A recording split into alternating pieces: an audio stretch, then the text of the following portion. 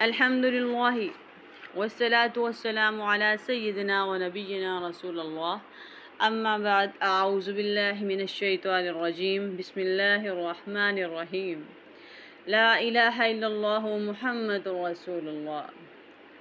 کلمہ طیبہ کے دو حصے ہیں، لا الہ الا اللہ، اللہ کے علاوہ کوئی معبود برحق نہیں ہے، محمد رسول اللہ، محمد صلی اللہ علیہ وآلہ وسلم اللہ کے رسول ہیں۔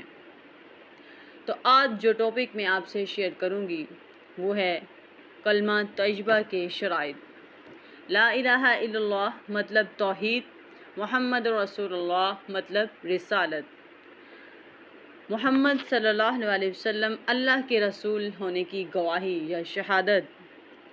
تو پیارے اسلامی بھائیوں، بہن بھائیوں، قبر میں میت کی آزمائش ہوتی ہے، اسے 3 سوالات کیے جاتے ہیں، جو ان کا جواب دے گا وہ نجات پائے گا، اور جو جواب نہ دے سکے گا وہ ہلاک و برباد ہوگا۔ ان سوالوں میں سے ایک سوال یہ ہوتا ہے کہ تیرا نبی کون ہے، جسے اللہ تعالیٰ اس کلمے کی شرائط کو دنیا میں پورا کرنے کی توفیق بخشے، ثابت قدم رکھے اور اسے قبر میں اس کا القاء کر دے، وہی ان سوالوں کا جواب دے پائے گا۔ پھر آخرت میں جب کسی کو اولاد اور مال نفع نہ دیں گے، تب یہ کلمہ اس کے لیے نفع بخش ثابت ہوگا۔ اس کلمے کی محمد رسول اللہ دوسرے حصے کی شرائط یہ ہیں۔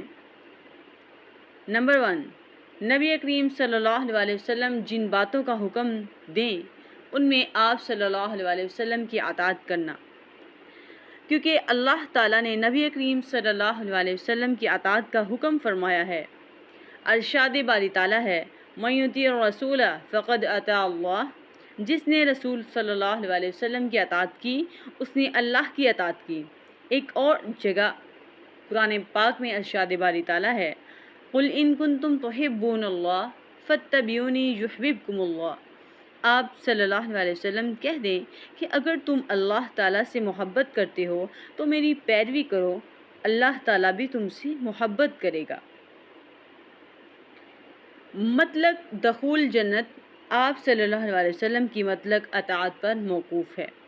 آپ صلی اللہ علیہ وسلم نے فرمایا، میری امت کا ہر فرد جنت میں جائے گا سوائے اس کے جو انکار کر دے۔ لوگوں نے عرض کی، اے اللہ کے رسول صلی اللہ علیہ وسلم، جنت میں جانے سے کون انکار کر سکتا ہے؟ تو آپ صلی اللہ علیہ وسلم نے فرمایا، جس نے میری اطاعت کی وہ جنت میں داخل ہوگا، اور جس نے میری نافرمانی کی یقیناً اس نے جنت میں جانے سے انکار کر دیا۔ جو شخص نبی کریم صلی اللہ علیہ وسلم سے محبت کرنے والا ہوگا وہ ضرور آپ صلی اللہ علیہ وسلم کی اطاعت کرے گا، کیونکہ اطاعت محبت کا ثمرہ ہے۔ اور جو شخص نبی کریم صلی اللہ علیہ وسلم کی محبت کا دعویٰ کرے لیکن آپ کی اطاعت نہ کرے، وہ اپنے دعوی محبت میں جھوٹا ہے۔ نبی کریم صلی اللہ علیہ وسلم نے جن باتوں کی خبر دی ہے ان میں آپ صلی اللہ علیہ وسلم کی تصدیق کرنا، آپ صلی اللہ علیہ وسلم کو سچا ثابت کرنا۔ لہٰذا جس نے نبی کریم صلی اللہ علیہ وسلم سے ثابت شدہ کسی بات کی محض اپنی خواہش یا ہوائے نفسانی کی وجہ سے تکذیب کی، یعنی کہ اس کو جھٹلایا، اس نے اللہ اور اس کے رسول کی تکذیب کی، کیونکہ نبی کریم صلی اللہ علیہ وسلم خطا اور جھوٹ سے پاک اور مبرہ ہیں، جیسا کہ ارشاد باری تعالیٰ ہے، وَمَا يَنطِقُ عَنِ الْهَوَىٰ۔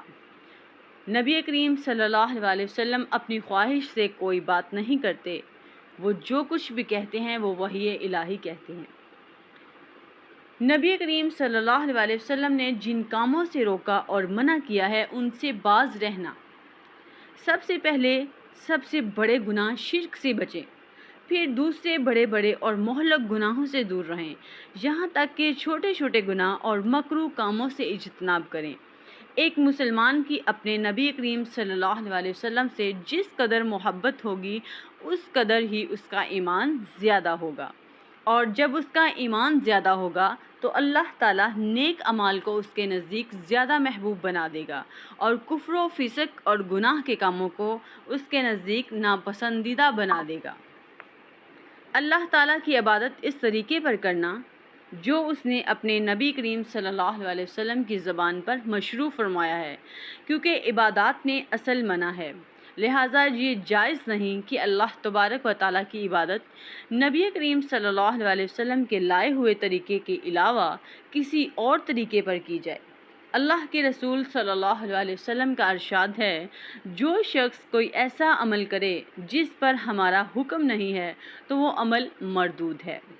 یعنی کہ معلوم ہونا چاہیے کہ نبی کریم صلی اللہ علیہ وسلم کی محبت واجب ہے، اور محض محبت ہی کافی نہیں بلکہ ضروری ہے کہ آپ صلی اللہ علیہ وسلم تمہارے نزدیک ہر چیز، یہاں تک کہ تمہاری جانوں سے بھی زیادہ محبوب ہوں، کیونکہ جو شخص کسی چیز سے محبت کرتا ہے تو اسے اور اس کی موافقت کو ہر چیز پر ترجیح و فوقیت دیتا ہے۔ لہٰذا آپ صلی اللہ علیہ وسلم کی محبت میں سچا شخص وہ ہے جس پر اس کی علامت ظاہر ہوں، قول و فعل میں آپ کی سنت کا اتباع کرے، آپ کے حکم کو بجا لائے اور آپ کی منع کردہ چیزوں سے اجتناب کرے، اپنی تنگی و آسانی، پستی و سستی میں آپ کے آداب سے آراستہ ہو، کیونکہ فرما برداری اور اتباع میں محبت کا ثمرہ و نتیجہ ہے، اور ان کے بغیر محبت سچی نہیں ہو سکتی۔ نبی کریم صلی اللہ علیہ وسلم کی محبت کی بہت ساری علامتیں ہیں۔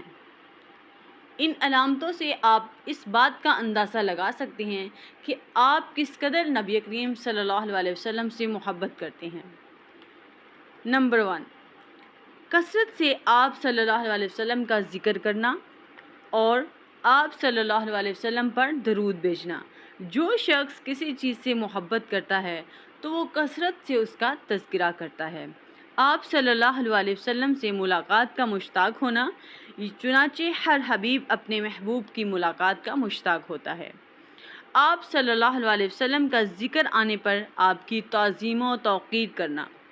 اسحاق رحمۃ اللہ کہتے ہیں، نبی کریم صلی اللہ علیہ وسلم کے صحابہ آپ کی وفات کے بعد آپ کا تذکرہ کرتے تو ان پر رقت طاری ہو جاتی، ان کے رونگٹے کھڑے ہو جاتے اور وہ رونے لگتے۔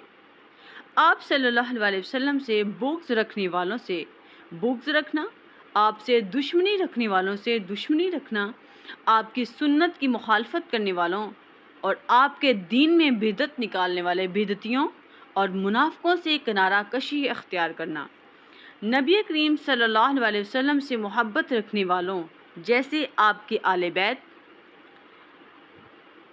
آپ کی ازواج مطہرات اور انصار و مہاجرین میں سے آپ کے اصحاب سے محبت رکھنا، اور ان سے دشمنی رکھنے والوں سے دشمنی رکھنا، اور ان سے بغض رکھنے والوں سے بغض رکھنا۔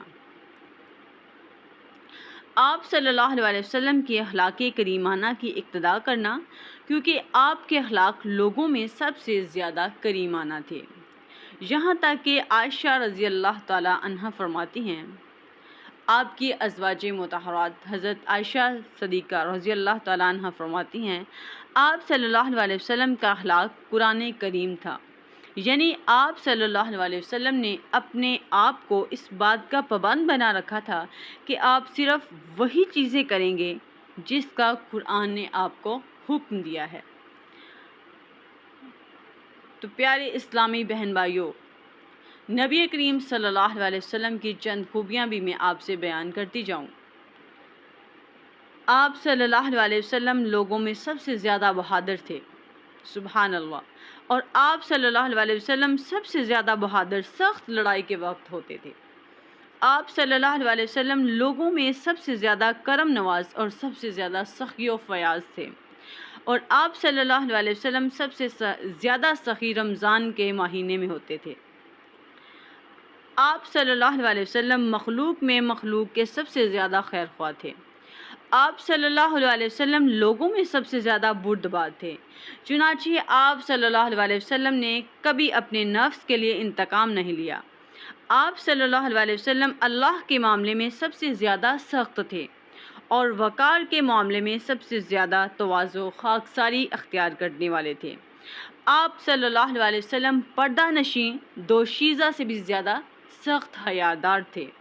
آپ صلی اللہ علیہ وسلم اپنے اہل و عیال کے لیے سب سے زیادہ بہتر تھے اور مخلوق میں مخلوق پر سب سے زیادہ مہربان تھے۔